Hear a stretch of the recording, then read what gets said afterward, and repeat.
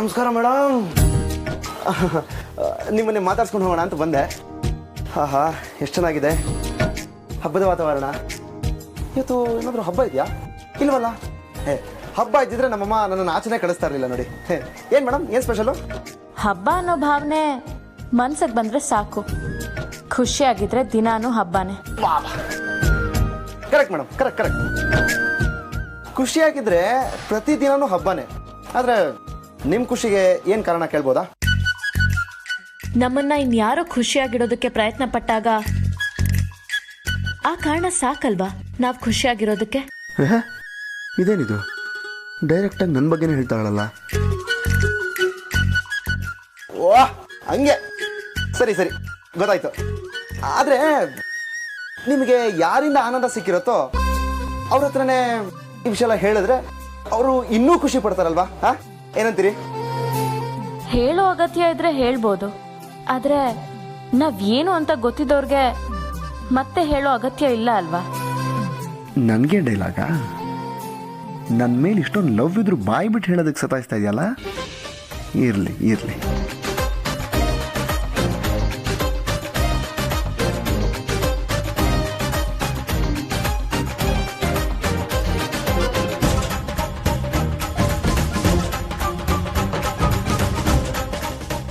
ಏನ್ ಮೇಡಮ್, ಯಾಕೆ ಇಷ್ಟೊಂದು ಬಣ್ಣಗಳು? ಜೀವನ ಅಂದ್ರೇನೆ ಬಣ್ಣಗಳು ಅಲ್ವಾ? ನಮ್ ಸುತ್ತ ಎಷ್ಟು ಬಣ್ಣಗಳಿರ್ತಾವೋ ನಮ್ ಬದುಕು ಅಷ್ಟೇ ಖುಷಿಯಾಗಿರುತ್ತೆ. ನನಗೆ ರಂಗೋಲಿ ಹಾಕೋದು ಅಂದ್ರೆ ತುಂಬಾ ಇಷ್ಟ. ಖುಷಿ ಆದಾಗೆಲ್ಲ ರಂಗೋಲಿ ಬಿಡಿಸ್ತೇನೆ. ಮನಸ್ಸಿಗೆ ಒಂಥರ ಹಿತ ಕೊಡುತ್ತೆ. ಕರೆಕ್ಟ್. ನಮ್ ಚಿಕ್ಕ ಯಜಮಾನ್ರು ಇದಾರಲ್ಲ, ಅವ್ರಿಗೂ ಯಾವಾಗಲಾದ್ರೂ ತುಂಬಾ ಖುಷಿ ಆದ್ರೆ ಪೇಂಟಿಂಗ್ ಮಾಡ್ತಾರೆ ಮೇಡಮ್. ಅವ್ರಿಗೂ ಈ ಬಣ್ಣ ಅಂದ್ರೆಲ್ಲ ತುಂಬಾ ಇಷ್ಟ. ನನ್ ಮನ್ಸಲ್ಲಿ ಯಾರಿದಾರೋ ತ್ರಿಶೂಲ್ ಅವ್ರ ಬಗ್ಗೆನೇ ಹೇಳ್ತಾ ಇದ್ದೇನೆ.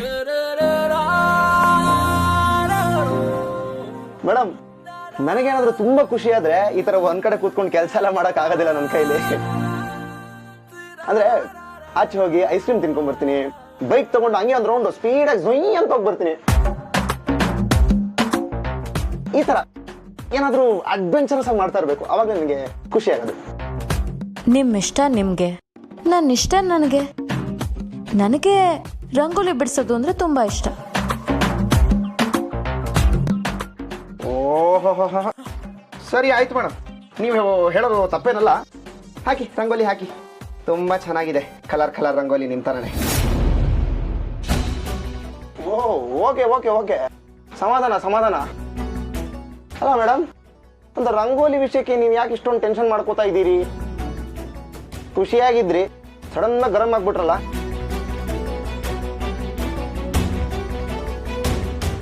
ಮೇಡಮ್, ಜೀವನದಲ್ಲಿ ನಾವು ಯಾವಾಗ್ಲೂ ಖುಷಿಯಾಗಿರೋದು ಹೆಂಗ್ ಗೊತ್ತಾ? ಈ ಕ್ಷಣ ಇರೋದು ಇನ್ನೊಂದು ಕ್ಷಣ ಇರೋದಿಲ್ಲ, ಆದ್ರೂ ಪರವಾಗಿಲ್ಲ ಅಂತ ಅನ್ಕೊಂಡು ಮುಂದುವರಿಯೋದ್ರು. ಅದೇನ್ ಗೊತ್ತಾ ನೋಡಿ, ಈಗ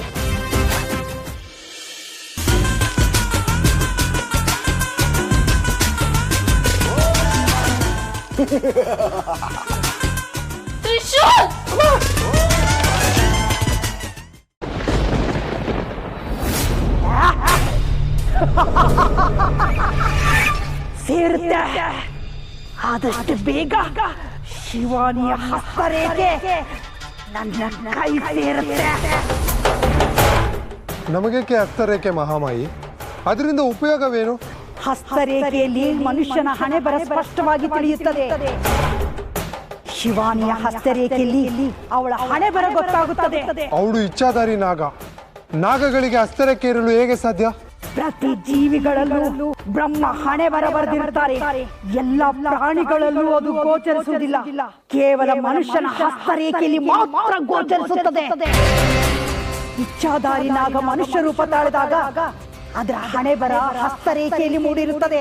ಅಂದರೆ ಶಿವಾನಿ ಹಣೆ ಬರಹ ಅವಳ ಹಸ್ತರೇಖೆಯಲ್ಲಿ ಇದೆಯೇ? ಹೌದು, ನಾನು ಕಾಯುತ್ತಿರುವುದು ಅದಕ್ಕೆ. ಅವಳ ಹಸ್ತರೇಖೆಯಲ್ಲಿ ನನ್ನ ಎಲ್ಲ ಪ್ರಶ್ನೆಗೂ ಉತ್ತರ ಸಿಗುತ್ತೆ. ಅವಳ ಪತಿಯಾಗುವವನ ಆಯುಸ್ಸು ಅದರಲ್ಲಿ ಬರೆದಿರುತ್ತೆ. ಪೂರ್ಣ ಆಯುಸ್ಸು ಅಂತ ಇದ್ರೆ ನನ್ನ ಮೊಮ್ಮಗ ಪೂರ್ಣ ಆಯುಸ್ಸು ಬದುಕುತ್ತಾನೆ. ಮಹಾಮಾಯಿ, ನನಗೊಂದು ಅನುಮಾನ. ನಾಗದ ಜೊತೆ ನಿಮ್ಮ ಮೊಮ್ಮಗನ ಮದುವೆ ಮಾಡಿದರೆ ತೊಂದರೆ ಆಗುವುದಿಲ್ಲವೇ? ನಾಗ ಮತ್ತು ಮನುಷ್ಯನ ಸಂಬಂಧ ಹೇಗೆ ಸಾಧ್ಯ? ನಾಗ ಮನುಷ್ಯ ರೂಪ ತಾಳಿದ್ರೆ ಎಲ್ಲವೂ ಸಾಧ್ಯ. ಮನುಷ್ಯನ ಸಹಜ ಭಾವನೆಗಳೇ ನಾಗಗಳಿಗೂ ಮೂಡಿರುತ್ತೆ. ಕಾಮ, ಕ್ರೋಧ, ಲೋಭ, ಮದ, ಮಾತ್ಸರ್ಯಗಳು ಇಚ್ಛಾಧಾರಿ ನಾಗಗಳ ಮನಸ್ಸಲ್ಲಿ ಹುಟ್ಟೋದಕ್ಕೆ ಶುರುವಾಗುತ್ತೆ. ಆದರೂ ಇಚ್ಛಾಧಾರಿ ನಾಗದ ಜೊತೆ ಸಂಬಂಧ ಬೆಳೆಸಿಕೊಂಡರೆ ಮಗ್ಗುಳಲ್ಲಿ ಕೆಂಡ ಕಟ್ಟಿಕೊಂಡಂತಲ್ಲವೇ? ತಪ್ಪು. ನನ್ನ ಮೊಮ್ಮಗ ಅವಳನ್ನು ಮದುವೆಯಾದ್ರೆ ಮಗ್ಗುಲಲ್ಲಿರುವ ಕೆಂಡವಾಗುವುದಿಲ್ಲ, ಮಗ್ಗುಲಲ್ಲಿರುವ ಮಲ್ಲಿಗೆ ಹೂವಾಗುತ್ತಾಳೆ. ನನ್ನ ಮೊಮ್ಮಗ ಏನೇ ತಪ್ಪು ಮಾಡಿದ್ರು ಅವನಿಗೆ ಶಿಕ್ಷೆಯಾಗುವುದಿಲ್ಲ, ಸಾವು ಬರುವುದಿಲ್ಲ. ಅವನ ಬಳಿ ನಾಗಮಣಿ ಇದ್ದರೆ ಅವಳು ನಾಗಲೋಕವನ್ನೇ ಎದುರು ಹಾಕಿಕೊಂಡು ತನ್ನ ಗಂಡನ ಪ್ರಾಣವನ್ನು ಕಾಪಾಡುತ್ತಾಳೆ. ಒಂದು ಕಡೆ ನಾಗಮಣಿಯ ಶಕ್ತಿ, ಇನ್ನೊಂದು ಕಡೆ ನಾಗಿಯ ಶ್ರೀರಕ್ಷೆ. ಎರಡು ನನ್ನ ಮೊಮ್ಮಗನನ್ನು ಕಾಪಾಡುತ್ತವೆ. ನನ್ನ ಮೊಮ್ಮಗನಿಗೆ ಯಾರಿಂದ ಏನು ಮಾಡಲು ಸಾಧ್ಯವಿಲ್ಲ. ನನ್ನ ಮೊಮ್ಮಗ ಜಗತ್ತಿಗೆ ದೊಡ್ಡ ಪ್ರಭಾವಿಯಾಗಿ ಬೆಳೆಯುತ್ತಾರೆ.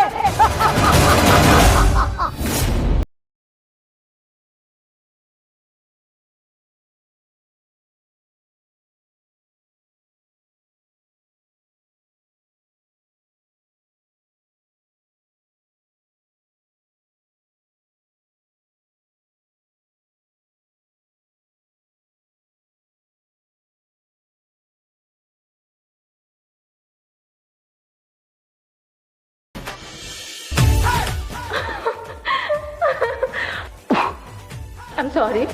Calm down.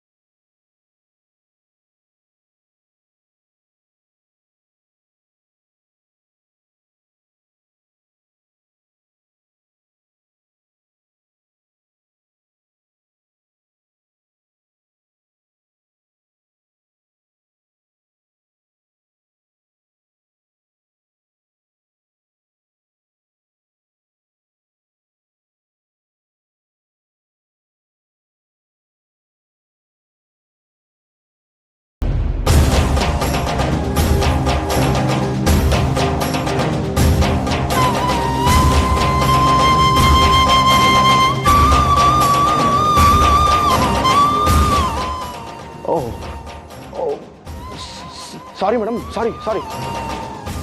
ರಂಗೋಲಿ ಹಾಳು ಮಾಡಿದ್ದಕ್ಕೆ. ಹಾಂ ಮೇಡಮ್, ಬೇಕಾದರೆ ರಂಗೋಲಿ ಇನ್ನೊಂದ್ಸತಿ ನೀಟಾಗಿ ಬಿಡಿಸ್ಕೊಡ್ಲಾ? ಬೇಕಾಗಿಲ್ಲ.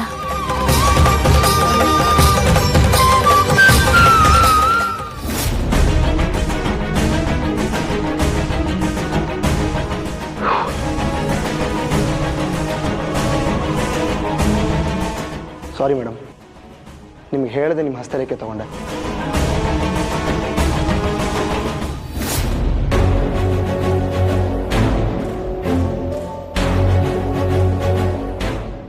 ಇದೇನು ಇಷ್ಟೊಂದು ಬಣ್ಣ ಆಗಿದೆ, ಇಷ್ಟೊಂದು ಹಸ್ತರೇಖೆನಾ?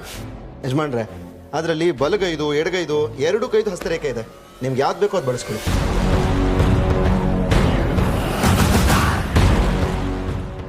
ಬೇಗ ಸಾಧ್ಯ ಆಯ್ತು? ನೀನು ಹಸ್ತರೇಖೆ ಕಲೆಕ್ಟ್ ಮಾಡಿದ್ದು ಅವಳಿಗೆ ಗೊತ್ತಾಗಿಲ್ಲ ತಾನೇ? ನೋ ಚಾನ್ಸ್ ಯಜಮಾನ್ರೆ. ನಾನು ಉಪಾಯ ಮಾಡಿ ಅವರು ರಂಗೋಲಿ ಹಾಕ್ತಾಯಿದ್ರು, ಅವರ ಬಣ್ಣದ ಕೈನ ನನ್ನ ಟೀ ಶರ್ಟ್ ಮೇಲೆ ಬರೋ ಹಂಗೆ ಮಾಡಿಕೊಂಡೆ. ಒಂಥರ ಅವರು ಚಾಪೆ ಕೆಳಗೆ ನುಗ್ಗಿದ್ರೆ ನಾನು ರಂಗೋಲಿ ಕೆಳಗೆ ನುಗ್ಗಿದೆ ಅಂತಾರಲ್ಲ, ಹಂಗೆ. ಅವ್ರಿಗೊಂಚೂರು ಡೌಟೇ ಬಂದಿಲ್ಲ. Very good. ಇದಕ್ಕೆ ಕಣ ನಿನ್ನ ಕಂಡ್ರೆ ನನಗೆ ಇಷ್ಟ ಆಗೋದು. ನಿನ್ನ ಕೈಲಿ ಆಗಲ್ಲ ಅನ್ನೋ ಕೆಲಸನೇ ಇಲ್ಲ. ಏನು ಕೆಲಸ ಹೇಳಿದ್ರು ಅಚ್ಚುಕಟ್ಟಾಗಿ ಮಾಡ್ತೀಯಾ, ಅದಕ್ಕಿಂತ ಹೆಚ್ಚಾಗೆ ಮಾಡ್ತೀಯಾ, ವಿತ್ ಪರ್ಫೆಕ್ಷನ್. ಅದರಲ್ಲಿ ಏನಿದೆ ಯಜಮಾನ್ರೆ, ಏನೋ ನನ್ನ ಮನ್ಸಿಗೆ ಅನ್ಸಿದ್ದು ಮಾಡಿದ್ದೀನಿ ಅಷ್ಟೇ, ಜಾಸ್ತಿನೋ ಕಮ್ಮಿನೋ. ಒಟ್ಟಿನಲ್ಲಿ ಈ ಕೆಲಸ ಇವನಿಂದ ಆಗೋದಿಲ್ಲ ಅಂತ ನಿಮಗೆ ಅನ್ನಿಸ್ಬಾರ್ದು ಅಷ್ಟೇ. ನೀನು ನೋಡ್ತಿದ್ರೆ ಭಗವದ್ಗೀತೆಯಲ್ಲಿ ಶ್ರೀಕೃಷ್ಣ ಹೇಳಿದ್ದು ನೆನಪಿಗೆ ಬರುತ್ತೆ. ಯಾರು ಮನಸ್ಸಿಟ್ಟು ಕೆಲಸ ಮಾಡ್ತಾರೋ ಅವ್ರಿಗೆ ಪರಿಪೂರ್ಣತೆ ಅನ್ನೋದು ಸದಾ ಇರುತ್ತೆ.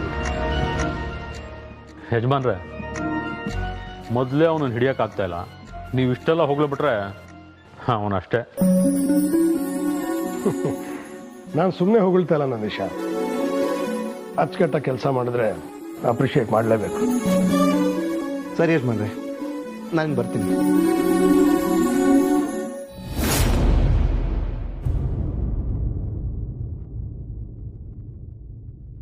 ಯಜಮಾನ್ರೆ, ನಾನು ಒಂದು ತಪ್ಪು ಮಾಡಿದ್ದೀನಿ. ನಿಮ್ಮಿಂದ ಒಂದು ವಿಷಯ ಮುಚ್ಚಿಟ್ಟಿದ್ದೀನಿ. ನಾನು ದಯವಿಟ್ಟು ಕ್ಷಮಿಸ್ಬಿಡಿ ಯಜಮಾನ್ರೆ. ಹೇಯ್, ಏನೋ ಮಾಡಿದ್ಯಾ? ಯಜಮಾನ ಏನೋ ಮುಚ್ಚಿಡಿದ್ಯಾ? ಏ ನಂದೀಶ, ಕೂಲ್. ತ್ರಿಶೂಲ್, ಅದೇನು ಅಂತ ಹೇಳು.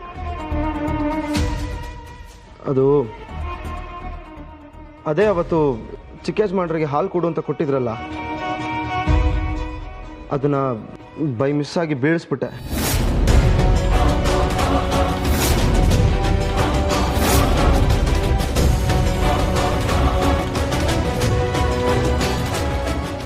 ಹೇಯ್, ಏನೋ ಹೇಳ್ತಾ ಇದ್ಯಾ? ನಂದೀಶ, ಕೂಲ್. ಇದನ್ನ ಯಾಕೆ ಮುಂಚೆ ನನಗೆ ಹೇಳಲಿಲ್ಲ? ಇಲ್ಲ ಯಜಮಾನ್ರೆ, ಈ ವಿಷಯ ನಿಮ್ಗೆ ಆವತ್ತೇ ಹೇಳಬೇಕು ಅಂತಿದ್ದೆ. ಆದರೆ ಚಿಕ್ಕ ಯಜಮಾನ್ರೆ ನಿಮ್ಗೆ ಹೇಳೋದು ಬೇಡ ಅಂತ ನನ್ನ ತಡೆದ್ರು. ನಿಮ್ಗೆಲ್ಲಿ ವಿಷಯ ಗೊತ್ತಾಗೋದ್ರೆ ನೀವು ಬೈತೀರಾ, ಬೇಜಾರು ಮಾಡ್ಕೋತೀರಾ ಅಂತ ಸತ್ಯನ ನಿಮ್ಮಿಂದ ಮುಚ್ಚಿಡಕ್ಕೆ ಹೇಳಿದ್ರು. ಯಜಮಾನ್ರೆ, ನನ್ನ ಕ್ಷಮಿಸ್ಬಿಡಿ ಪ್ಲೀಸ್. ಗಿಲ್ಟ್ ಕಾಡ್ತಿರತ್ತೆ. ಇವಾಗ ನೋಡಿ, ಎಲ್ಲ ಸತ್ಯನ ನಿಮ್ಗೆ ಹೇಳ್ಬಿಟ್ನಲ್ಲ, ನನಗೆ ಸಮಾಧಾನ ಆಯಿತು. ದಯವಿಟ್ಟು ಕ್ಷಮಿಸಿ ಯಜಮಾನ್ರೆ.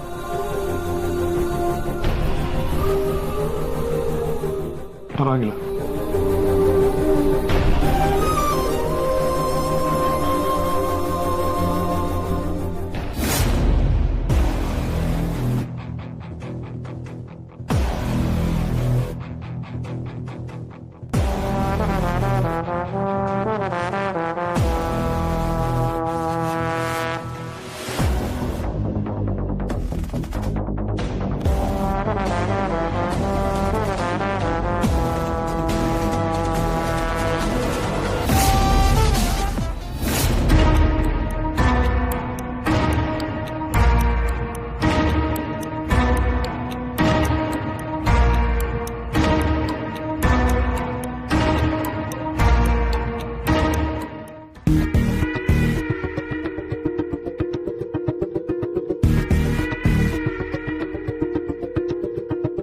ತ್ರಿವಿಕ್ರಮ್, ಡ್ಯಾಡ್, ನೀವ್ಯಾಕೆ ಬರಕ್ ಹೋದ್ರಿ? ಕರೆದ್ರೆ ನಾನೇ ಬರ್ತಿದ್ದೆ. ಪರವಾಗಿಲ್ಲ, ಕುಡಿ.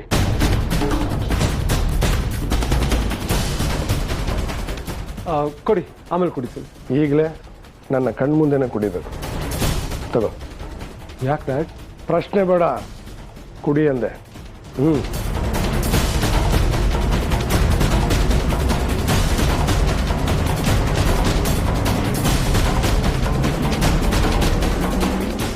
ಇದು 3ನೇ ಸಲ ಚೂರ್ಣ ಹಾಕಿರೋ ಹಾಲು. ಕುಡಿ, ಎಲ್ಲ ಸರಿ ಹೋಗುತ್ತೆ. ಮೊನ್ನೆ ತ್ರಿಶೂಲ್ ಕೈಲಿ ಕೊಟ್ಟು ಕಳಿಸಿದ್ನಲ್ಲ, ಆ ಹಾಲು ಕುಡಿದ್ಯಾ?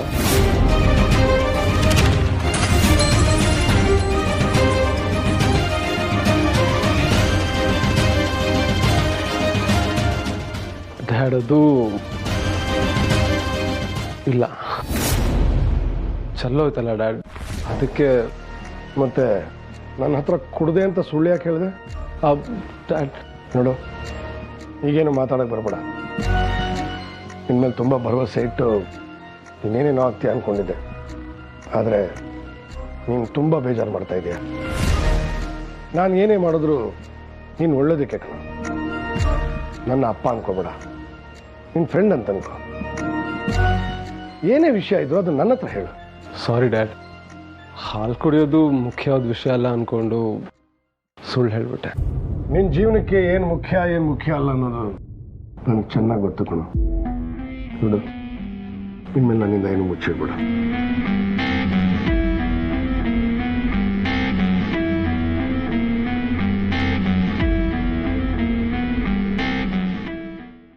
ದೇವ್ರೆ, ಇನ್ನು ಎಷ್ಟು ದಿವಸ ಅಂತ ನನ್ನ ಆದಿಶೇಷನ ನನ್ನಿಂದ ಮುಚ್ಚಿಡ್ತೀಯಪ್ಪ? ತ್ರಿವಿಕ್ರಮೇ ನನ್ನ ಆದಿಶೇಷನ. ನಾನು ಒಂದು ಗೊತ್ತಾಗ್ತಾ ಇಲ್ಲ. ನಾನು ತ್ರಿವಿಕ್ರಮ್ನ ಪರೀಕ್ಷೆ ಮಾಡಲೇಬೇಕು. ಪರಮೇಶ್ವರ, ಹೇಗಾದರೂ ಮಾಡಿ ಅವನು ನನಗೆ ಏಕಾಂತದಲ್ಲಿ ಸಿಗೋ ಹಾಗೆ ಮಾಡಪ್ಪ.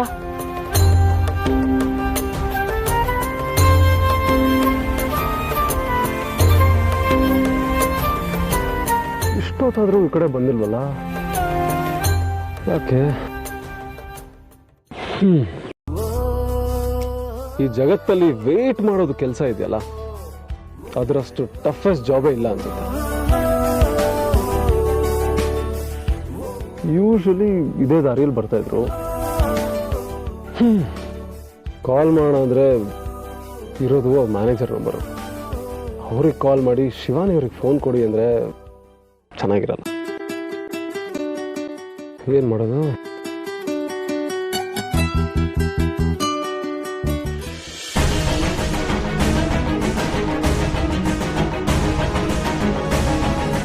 ದೇವ್ರೆ, ತ್ರಿವಿಕ್ರಮ್ ನಾನು ಹೋಗೋ ದಾರಿಲೇ ಇದ್ದಾನೆ. ಅವನನ್ನ ಹೇಗಾದರೂ ನೆಪ ಮಾಡಿ ಮಾತಾಡಿಸಿ ನಾನು ಪರೀಕ್ಷೆ ಮಾಡಲೇಬೇಕು. ಶಿವಾನಿಯವರು ಇದೇ ಕಡೆ ಬರ್ತಾ ಇದ್ದಾರೆ. ಏನಂತ ಮಾತಾಡ್ತೀನಿ? ಏನೇನೋ ಕೇಳೋದು ಬೇಡ. ಹಾಯ್, ನೀವೇನಿಲ್ಲಿ ಅಂತ ಕೇಳ್ತೀನಿ, ಅಷ್ಟೇ ಸಾಕು. ಸಿಂಪಲ್ ಆಗಿ ಹಾಯ್ ನೀವೇನ್ರಿ ಇಲ್ಲಿ ಅಂತ ಕೇಳ್ಬಿಡ್ತೀನಿ.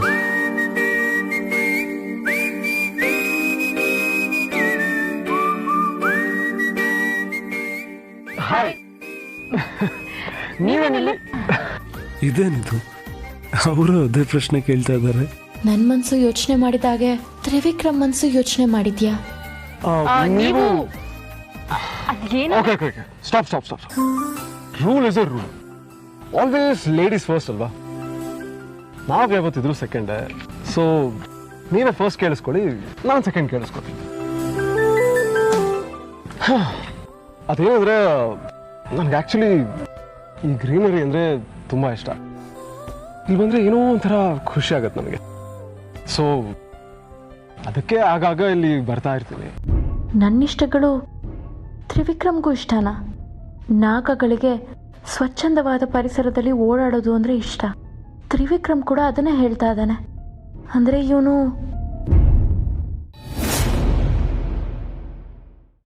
ಹಲೋ, ಏನ್ರಿ ಏನೋ ಮಾತಾಡ್ತಾನೆ ಇಲ್ಲ? ನೀವು ನನಗೆ ಕೇಳಿಸ್ಕೊಳಕ್ ಮಾತ್ರ ಪರ್ಮಿಷನ್ ಕೊಟ್ಟಿರೋದು, ಮಾತಾಡಕ್ಕಲ್ಲ. ಸಾರಿ ರೈಟ್ ಪ್ಲೀಸ್ ಮಾತಾಡಿ. ಏನಿಲ್ಲ ನೋಡಿ, ಇದು ಮೋಸ ತಾನೆ. ನಾನು ಮಾತಾಡಿದ್ಮೇಲೆ ನೀವು ಮಾತಾಡಲೇಬೇಕು. ಈ ಹುಡುಗಿರೇ ಹೀಗೆ. ಏನು ಹುಡುಗಿರೇ ಹೀಗೆ? ನಾವೇನ್ ಮಾಡಿದ್ದೀವಿ? ನಮ್ಮ ಮನ್ಸಲ್ಲಿ ಏನಿದೆ ಅಂತ ಎಲ್ಲ ತಿಳ್ಕೊತೀರಾ, ಆದ್ರೆ ನಿಮ್ಮ ಮನ್ಸಲ್ಲಿ ಏನಿದೆ ಅಂತ ಹೇಳೋದೇ ಇಲ್ಲ.